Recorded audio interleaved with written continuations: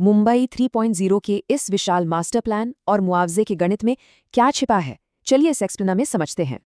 ये कोई छोटा प्रोजेक्ट नहीं है। ये नया मास्टर प्लान पूरे 323.44 वर्ग किलोमीटर के विशाल इलाके में फैला हुआ है और इस मेगा इंफ्रास्ट्रक्चर विस्तार में आसपास के पूरे 124 गांवों को सीधे तौर पर शामिल किया जा रहा है। लेकिन वन भूमि, कोस्टल जोन और पैन नगर परिषद के बफर इलाकों को इससे पूरी तरह बाहर रखा गया है। इस प्रोजेक्ट की कमान MMRDA संभालेगा। इसे अब आधिकारिक तौर पर न्यू टाउन डेवलपमेंट अथॉरिटी का दर्जा मिल गया है। सिर्फ नकद मुआवजा ही नहीं, यहाँ 22.5% विकसित जमीन वापस पाने का शानदार विकल्प भी मौजूद है। पर एक शर्त है, अगर वापसी वाली जमीन 40 वर्ग मीटर से कम है तो सिर्फ नकद मुआवजा ही मिलेगा।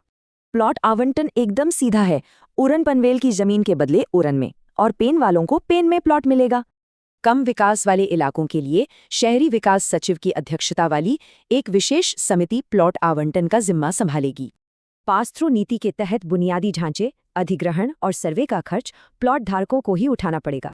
इसके अलावा एज इज आधार पर आवंटित प्लॉट्स के लिए MMRDA अलग से 15% का स्थापना शुल्क भी लगाएगा। विदेशी निवेश के नियम सख्त हैं। न्यूनतम 100 एकड़ जमीन और कम से कम 250 करोड़ का निवेश जरूरी है।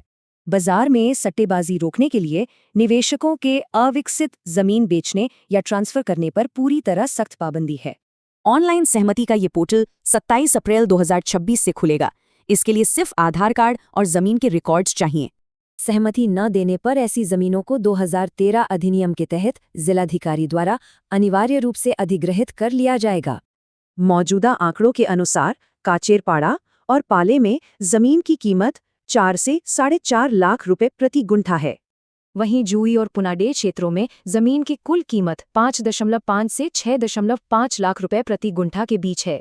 सरकार इसे सिर्फ अधिग्रहण नहीं मानती, यह राष्ट्र निर्माण में जमीन मालिकों की एक बेहद अहम और सक्रिय भागीदारी है। बड़ा सवाल, क्या नागरिकों की भागीदारी वाला ये अनोखा मॉडल भविष्य के मेगा शहरों के लिए एक नई मिसाल बनेगा?